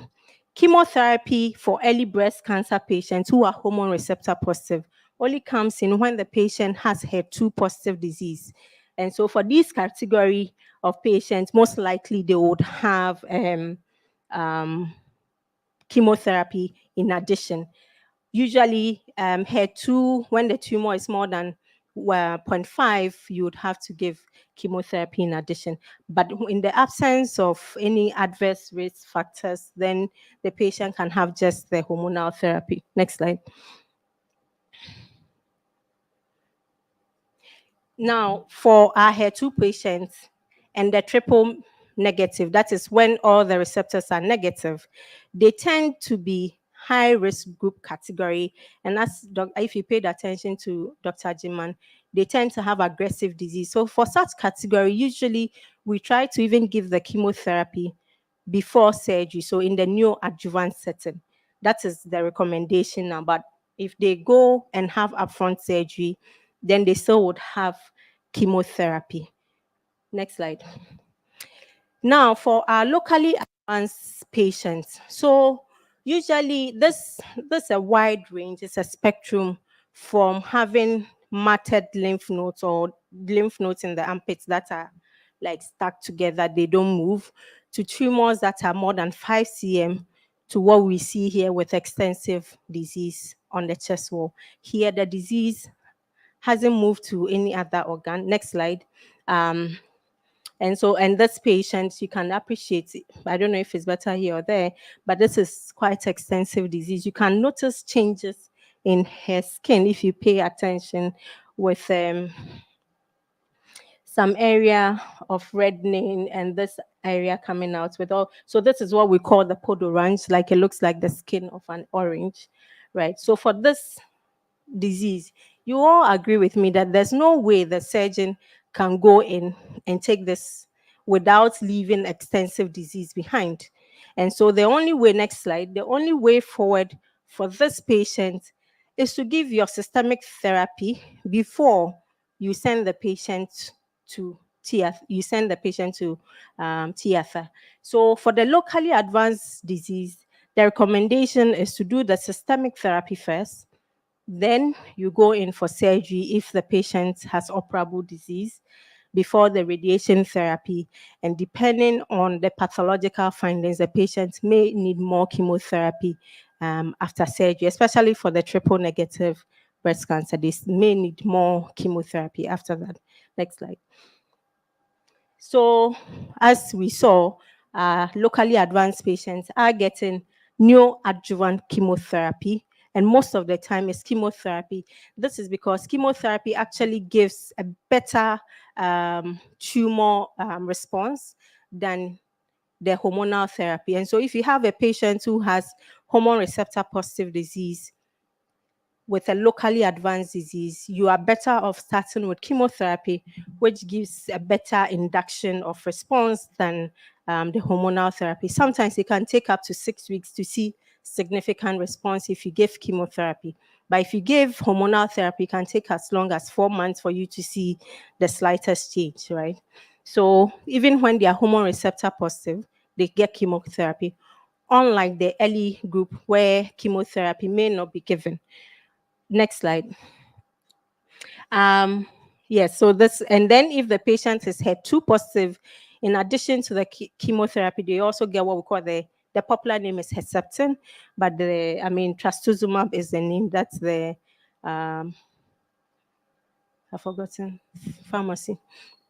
Yeah, so you give trastuzumab in addition to the chemotherapy. For our triple negative patients, they are getting chemotherapy all the time. There's nothing else to target because all the receptors are negative. Next slide.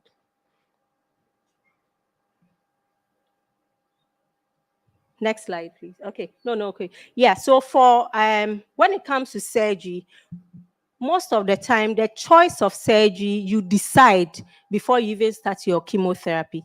And so usually for a locally advanced, you would have decided that mastectomy is the surgical option. Most of them get mastectomy. Occasionally, they may be candidate for breast conserving surgery, but most of the time, the primary surgery is mastectomy. And as I said, you still have to explore the axilla because there are sites of metastasis. Next slide. And then next slide, please. And then depending on the pathological findings after surgery, the patient would need more chemotherapy, especially for the triple negative patients. They may require more chemotherapy after the surgery. Now, most of our locally advanced patients will also need radiation therapy after the chemo surgery, then radiation therapy.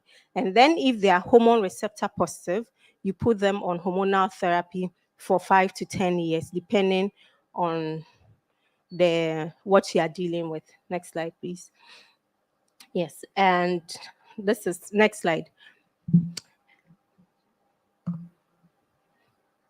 Right. So the next category is metastatic group. So usually when we say metastatic, the disease has moved from where it originally started to other parts of the body. And here, this woman will be considered as metastatic because you can see that the contralateral breast also has disease, and then she has all these here, right? Next slide. And then for this woman, these are real patients we see in the clinic, right? So she has extensive disease. Most likely, there's no way you can potentially cure such a patient. Next slide. And then for this woman with the disease invading into the big veins of the neck, there's no way you can potentially cure this patient. However, you can still give them treatment to control their symptoms, to control their pain. So for this woman, for instance, you can give radiation therapy to help stop the bleeding that is coming from here. It also helps with the wound. Sometimes, if you're lucky, this wound can heal nicely after radiation therapy, if you're lucky. And then depending on her, what we call performance status, like how she goes about her normal activities, we may switch her to systemic therapy or hormonal. Depending. It all depends on what you find. But even in these stages, you don't give up on them because you can still help them and make them comfortable. Next slide. Now, so if you have for a metastatic group, it's not just these kind of patients. You also have patients who have disease in the bones, in the liver, brain, and other sites. So here you have to individualize the treatment to suit the needs of the patient. If it has to do with disease in the spine, you may need to give radiation to prevent cord compression so that they can preserve the functions of their limbs. Sometimes if the disease goes into the brain, it requires that you give them radiation therapy to the brain because we appreciate that your skull does not expand to accommodate any lesion that goes in. And the only way you can control or prevent coning is to give them radiation to the brain to help control the disease growth, the edema, make them comfortable. We've seen worst cases in the clinic. However, if you are patient, you take your time, you'll be able to give them a good quality of life and control their pain and support them to the end. So on this note, I'll say thank you, and then if you have any questions, you let us know. Thank you.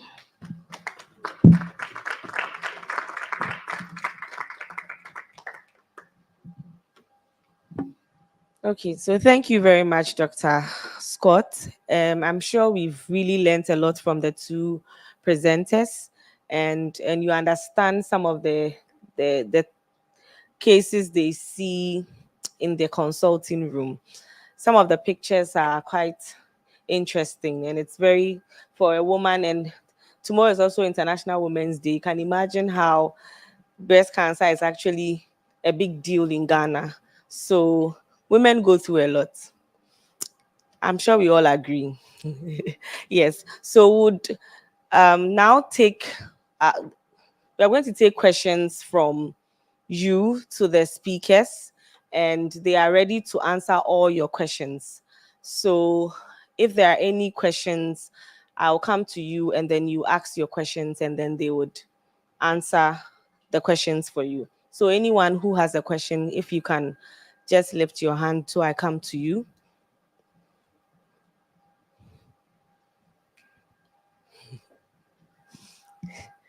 If you don't have a question, I'll come to you for a question by all means. I'm sure you have, or you don't want to be the first to ask. Let me check if the onliners also have some questions. Those online, if you have any questions, please put it in the chat box so we read out your question.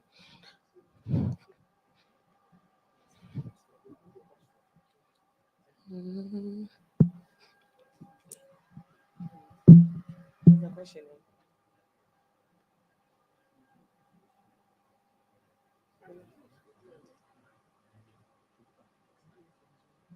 Okay, let me see. So I think there's a question online. Okay. So the question is, okay, he introduces himself that he's farm doctor Graham Bannerman, and he says, please, may I know if there are any prognosis for relapse? This question goes to Dr. Scott.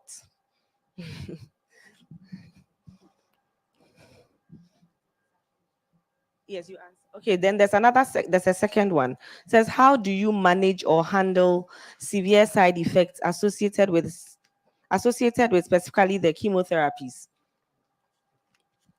All right, thank you. When it comes to the management of cancer, sometimes you are not able to achieve cure, but the strategy is picking it up early and preventing it from causing damage before you intervene. And so usually when a patient first of all, when we are done with treatment, we give them follow-up. We follow up our patients for at least 5 years. The reason to pick up disease early, recurrent, because cancer can come back irrespective of what is done. Now, when it comes back, the question is where. If it's in the brain, the prognosis is different from if it's, say, back on the chest wall. If it's on the chest wall, depending on what you find, you can resect it and you can actually cure. But if it is in the brain and it is multiple, sometimes it becomes tricky. But even with that, we've had patients with extensive brain metastasis who we have treated and have done 3 to 5 years, and they are still around. So the strategy is picking it up early. Now, when it comes to side effects, we always counsel our patients about the side effects, and we tell them about the side effects, and there are medications that we give to prevent or minimize the side effects. And so most of our patients are able to tolerate the treatment. A few of them have very bad side effects, but even that we are able to manage. So side effects can be managed. Thank you. Thank you very much, Dr. Scott. Please, Dr. Ajiman, are you going to add something to the pardon? Okay, no. Okay. So there's a question in the room. All right. I think this goes to Dr. Scott. With the side effects as well, I'm here. With the side effects as well, you know, when you talked about having a targeted medication with the progesterone and estrogen receptors, the side effect that comes, do you have documentary to show the effects, as in the level at which we have side? Yeah. So all the medications have side effects. In fact, for one of the popular one, anastrozole, which we give, which is a hormonal therapy we give to postmenopausal women, the major side effect is joint pains. It's one of the very, very common ones, and we talk to them about it. If it is severe and it is unbearable, we change the medications for them. Do you understand?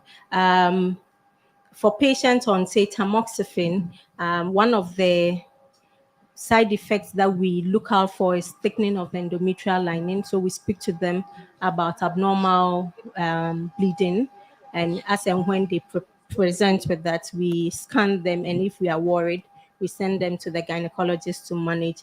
I find that generally the hormonal therapy are better tolerated than the chemotherapy. It's basically joint pains here and there. There's no nausea, there's no vomiting. They're able to go about their daily function. Thank you. Yeah. There's also another question. Dr. Ajima, do you want to? Okay. So I want to say a big thank you for the great presentation. My question comes as to the follow-up. I was very happy when you said you follow up to 5 years, which is very good. But what happens to those that you lose in follow-up? Is there any modality, or is there something that we go through to make sure that we get them back on track? Is there anything like that that we do? Because I feel Kolebu is big, and sometimes we lose so many patients, and then we can't really go back to get them back on track. That's my first question. Then my second question is, we've been drumming the early in detection and then intervention as well. Just like the two cases Dr. Ajimai presented, there was a lot of delay in treatment. But in the cases where, like in Kolibu, we have radiotherapy machines breaking down, and then there are longer wait period for patients to undergo radiotherapy. What then happens to the patient? And then that's my second question. And then for my third question, what happens to patients with breast CAs that also want to undergo other surgeries? I had a patient who had a breast CA. I can't really remember the staging, but she kept coming to the hospital because she had a very huge fibroid and almost about 20 week size, and she wanted the fibroid taken out. And then I think I spoke to one of the oncologists, who said he thinks she should hold on and then get the treatment before she does the myomectomy or the TAH. But later I realized the patient had gone to another hospital and then had got the TAH done. So I'd also like to know what the implications are when it comes to other surgeries whilst there's a breast CA. The patient in question had done a mastectomy and had a chemotherapy. She was yet to undergo radiotherapy, and then the machine system came, and then she went somewhere else, had a TAH done, and then unfortunately, I think it wasn't with an oophorectomy.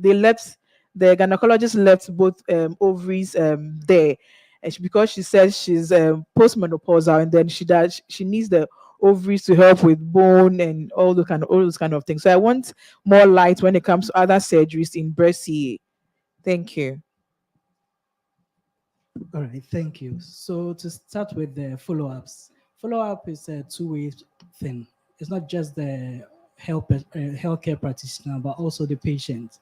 So as best as possible, we do our best to create a system for them to come. But if they default, it's difficult for, sometimes looking at the numbers is difficult, and looking at even the number of oncologists we have, it's difficult for us to actually follow them up. Okay, if they lose. The other thing is you're talking about is the surgery. Most of the time, it needs to be discussed with the patient when to have the surgery done. Yeah, because even though there is machine breakdown, you also don't want the opportunity or the situation where patient is due for surgery, but is due for radiotherapy. But unfortunately, patient went for surgery. It's not fit to come for the radiotherapy.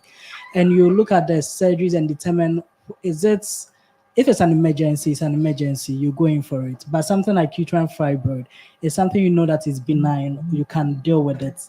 So that's anytime we try to have the conversation based on the patient who you are dealing with.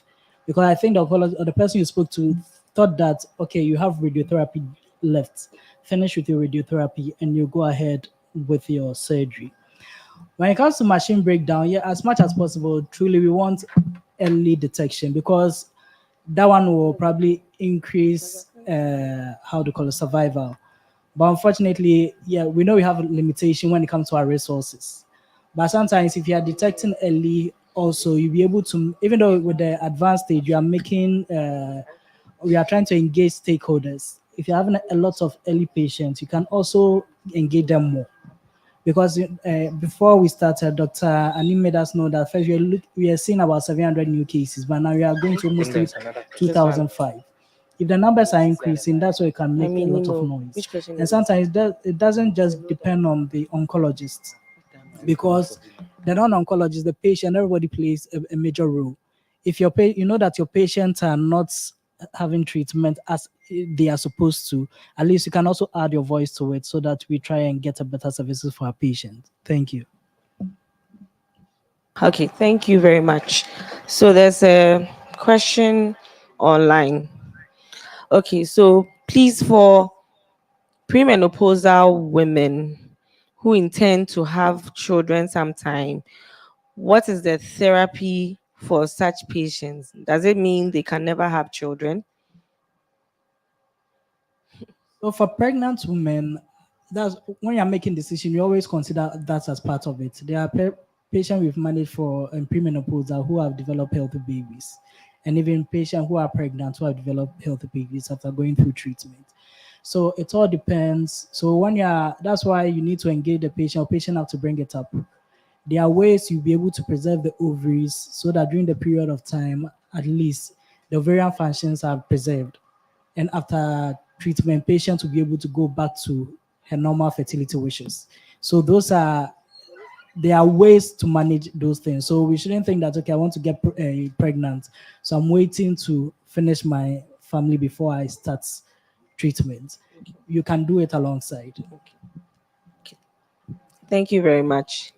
So, another question: what is the role of Zeloda in breast CA? It's to all of you.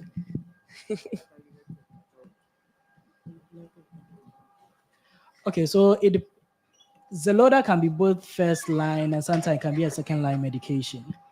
When metastatic, for metastatic disease, when Dr. Scott was discussing triple negative, he talked about the fact that sometimes after surgery they'll need more chemo. In those cases, we can add Zeloda to it. Or sometimes patient has very advanced disease. After your initial treatment, the response is not really good. You can add Zeloda to your treatment regimen. So you can use that as a first line medication. But sometimes if patient recur, you can also use Zeloda in those cases. And for metastatic disease, depending on their performance status or which treatment they've received, Zeloda can also be used. So it can be used along the whole treatment cycle of. I don't want to talk, but you can ask whether the medication are they under covered by health insurance. Okay. So, there's a question. So, the medications that we use for managing breast CA, the question is, are they covered under the National Health Insurance? So that's the question. I would say that yes and no. Some are covered on the National Health Insurance program. Maybe 2 drugs, right? Or 3 drugs. Yes. Okay, our pharmacist is here. Maybe he'll chip in. From Kolebu. Yeah, quite a number of chemotherapy and targeted therapy are under insurance. Herceptin is under insurance.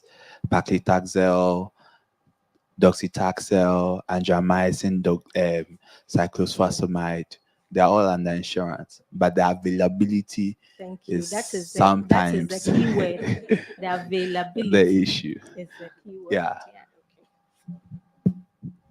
All right. So I'm sure your question is answered, unless you want to ask which specific drugs you are looking for to be on the insurance. Any questions? The restaurant is waiting for us. So any questions? Okay. Okay.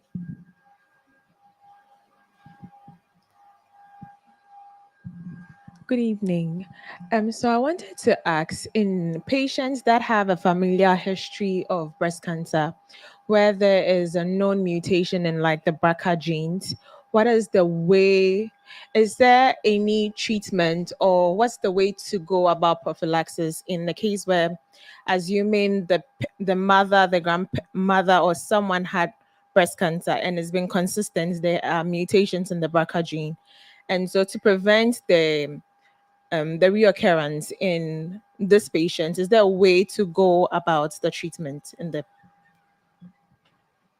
So those with BRCA mutations, they are high risk group, and the way you screen them will be a little different from the way you screen the average person.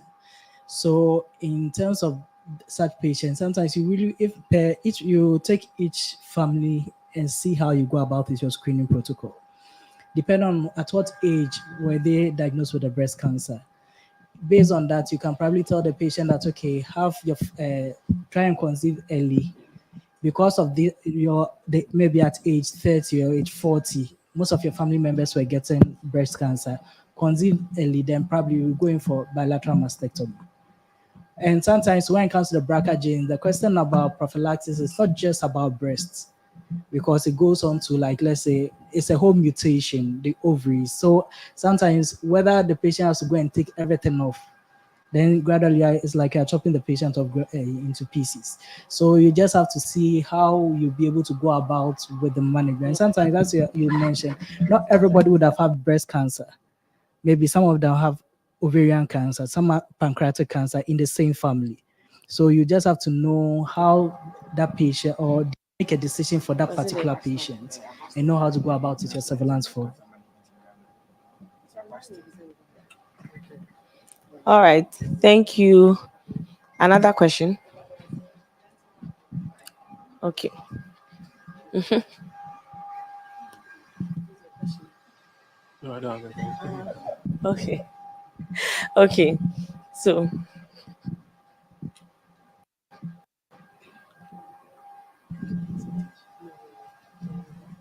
Okay, so I just wanted to ask some questions. First of all, find out how many of us are outside Accra, if at all, within the room. None. We are all within Accra. Okay, Kolebu Teaching Hospital. Kolebu. Okay, and 37 Military Hospital. Ridge Hospital. Police. Private practice. Okay. UGMC. Okay, all right. And how many of us here are doctors? Okay, so we have a number of doctors. Okay, so, and obviously none of you are oncologists, so far as I'm concerned, except for 3 of us here. So I want to ask, what has been your experience with referral of patients in your care? And what kind of feedback do you get or do you expect to get? My issue has been appointment dates.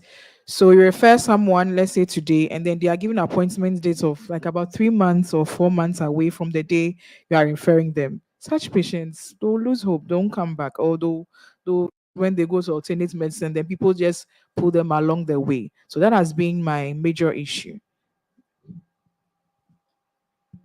any other?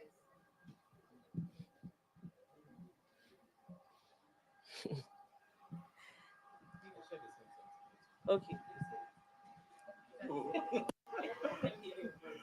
Well, I think I share the same sentiments with her. Exactly. Yeah. Any others? To Kolebu.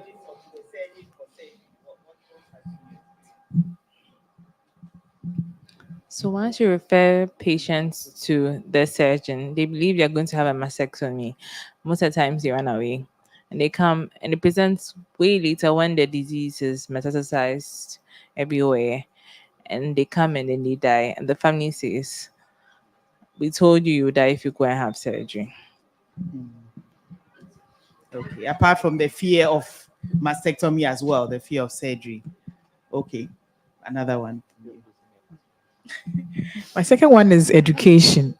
I think the patients are not getting enough education when it comes to their disease. Because I believe if we take our time to explain to them, like what we've done here, now most of our patients are not like the old century. Most of them are now reading, thanks to Google, where they go and get so many information. Google Yeah. doctors. Some of them will even come to you telling you that, oh, I know per my stage, I'm supposed to do that. But I feel I don't know because of the numbers. So we don't get so much doctor patient time to really give them that education they need, what they're supposed to know right from the beginning, their prognosis, what they can do to make them grow healthy and all that. So I think that's also one One of issue. Yes. Okay. So I will start with the last one, education. I think that is key. Priming the mind of your patient even before they get to the surgeon or the oncologist for management. Because sometimes the key thing is about really understanding what everything is about. And I realized that using other patients as well to also encourage them and to psych their minds is very important. So using survivors to talk to their patients as well, that also helps, because you will be surprised that the transformation in the patient's thought process when another survivor has spoken to her or him or her about the process. The issue with appointments is a big issue. Maybe 4 months is far-fetched.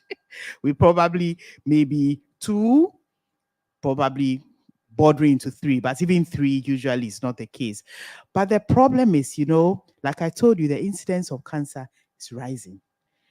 And we have just about maybe 19 or so oncologists in the country, 30 million. So that's a lot compared to, so you can imagine 1 is to what, 30,000 or 1 is to something like that. So that's a major problem. So I think this is where we all come into play. Sometimes the oncologists will scream and cry and say, people are giving chemotherapy elsewhere and they are giving all sorts of doses. But then you realize that really, if all of them were coming to us, we wouldn't be able to handle it. So I think the other thing is collaboration between us and some sort of training, some sort of monitoring, where in some institutions like 37, there's an oncologist who is going there from time to time to also in UGMC, etc., SNIT and other places. So international maritime, and also some of the patients are actually start the process from there. So that is another thing that your institute, as the number of oncologists gradually increase, we can look into the possibility of having an oncologist, even if it's on locum basis or on, 1 in a week or something like that, pass by there, see some of the patients, start. Not every patient has to be on the machine. And if you have to have radiotherapy treatment, you can't have that, for instance, at SNIT Hospital, you have to be where the radiotherapy machine is. But part of the treatment can also be started elsewhere. So that will help. You also mentioned the machine breakdowns, which Mervyn said. It's all because of the load of the patient. Ideally, those machines should be taking about 30 maximum. If you go to other places, you have so many of them that there's enough. The load is not that much. In Kolebu, you have sometimes 80, 90 patients on one machine. Definitely, that's not what the machine was made for. Then it tends to break down easily. So these are some of the things. So moving forward, every country has its unique problems. We know what our situations are. So I think we should also try to find ways of going around the problem to improve it.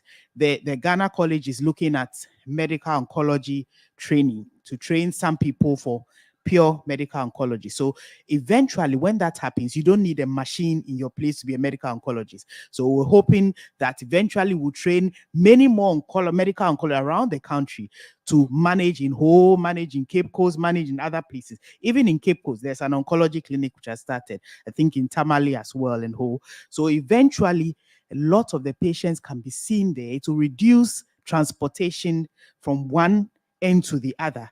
And also, you have less load on the facility in Kolebu as well, or in Komfanochi. So I think these are some of the things I wanted us to look at. And then the oncology nurses. Are there any nurses here? Okay, Enam is here. She's an oncology nurse. Any other nurse here? Maybe I'll let Enam in 2 minutes tell us about patient navigation and the importance of that.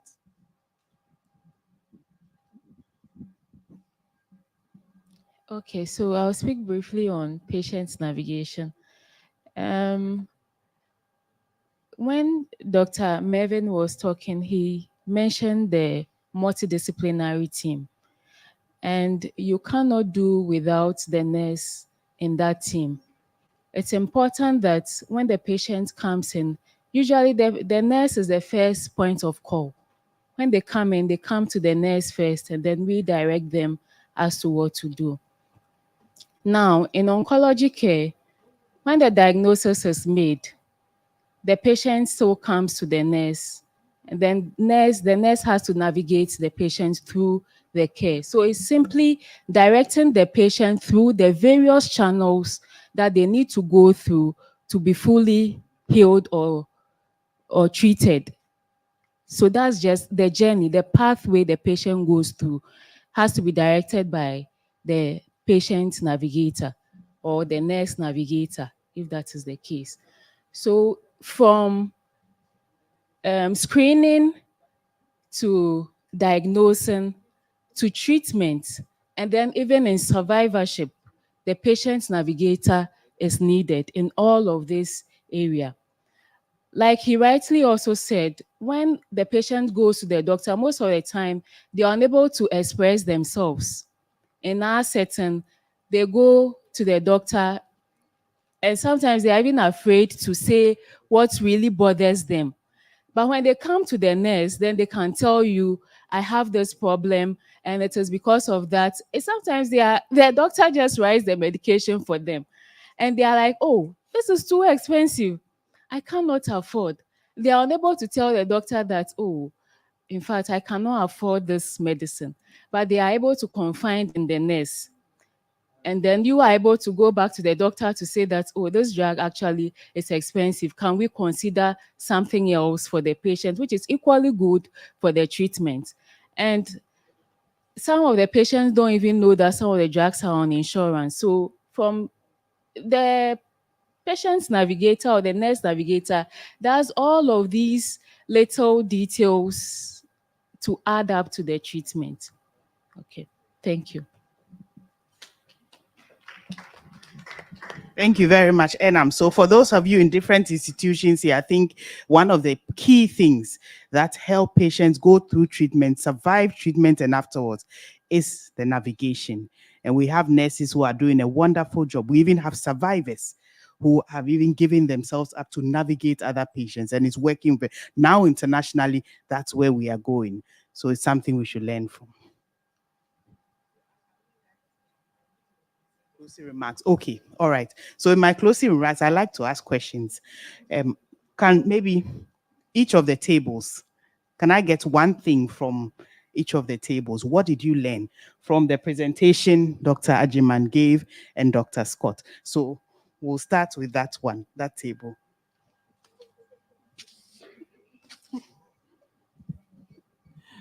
Thank you very much. So basically, I'm a general surgeon at Achimota Hospital. I basically see quite a lot of cases. I just got to Achimota, I think, a year ago. Basically, what we are trying to do is after diagnosis, realize that at the facility, when we've done a diagnosis, done the true cut, and diagnosed and counsel the patient, that's where it ends. Basically, what we are trying to do is that we are trying to see if from here we'll be able to collaborate with them on different team at Kolebu and see how best we can help the patient. Because anytime that you intend to refer them to Kolebu, they don't really like. I don't know why, but they just say that they don't want to go. They would rather prefer treatment at the lesser facility. So we realize that we need more collaboration with the MDT at Kolebu to see how best we can help this patient. Thank you very much. MDT, and we have online MDTs as well. So great. This table. Oh, I think she has spoken enough. You know? Okay, you want if the consensus. Oh, what I learned is that if you have to do the breast conservation, the person must need to also do the radiotherapy. Otherwise, they may relapse. Great. Yeah. You are great students. Yes. Great. Okay, what I learned this evening is the fact that we don't have one size fits all case when it comes to management. And as a pharmacist, like she said, most of the things the patients are not able to discuss with you, the doctors, they do with us. So with this in mind, it will help me in counseling patients. That's my Great. take home. Thank you very much. Then I was going to go to pharmacists, but then when I saw her standing there, I had to stop. Okay. This table, please. Okay, I think what I learned is patient's perspective is very important when it comes to diagnosis and treatment too. Excellent. Thank you very much. Okay, so I am a primary care physician and I've come to appreciate, in fact, I knew already, but then I appreciate the role we also play in the management of breast cancer. All right.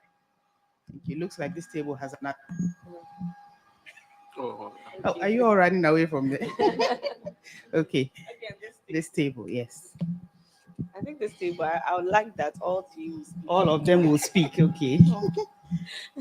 So in whichever order. I think what I learned is the importance of the MDT so that we know that the care is a responsibility of a team and not just an individual.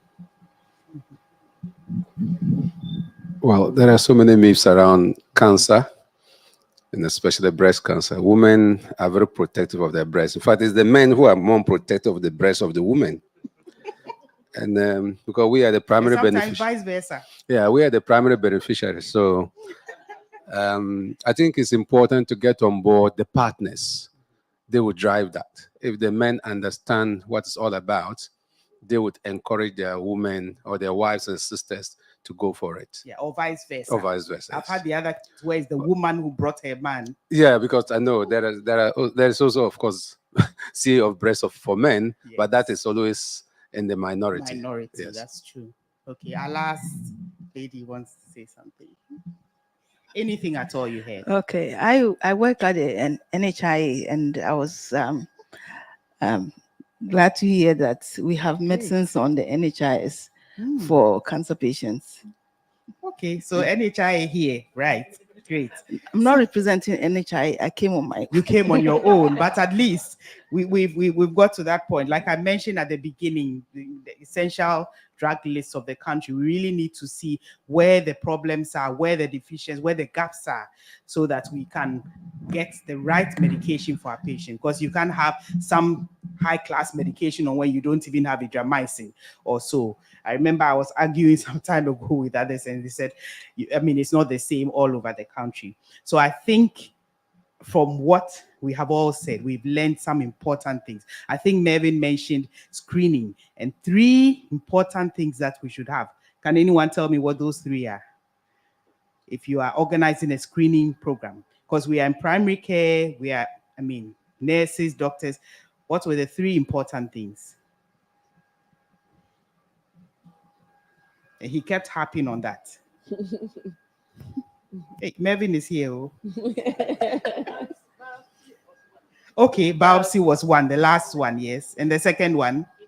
Imaging. Imaging. And the first one?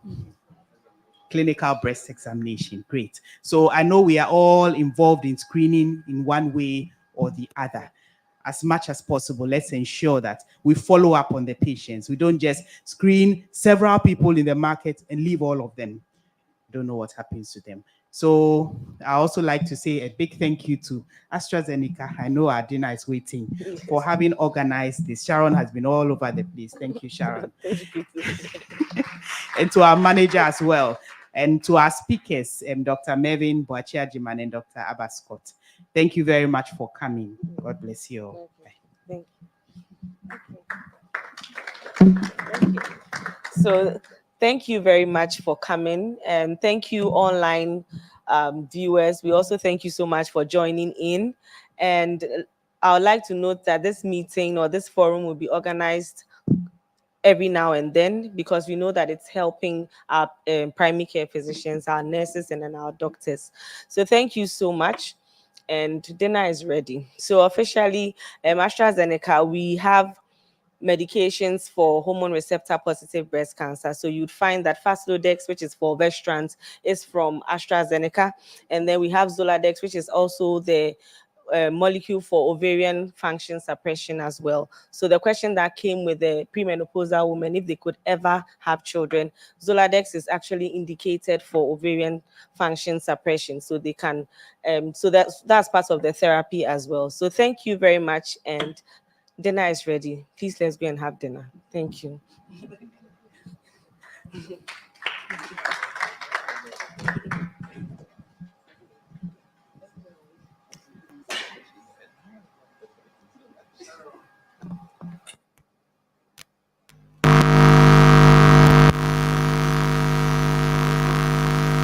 So please, we'll pick up the tickets and then we'll go for dinner.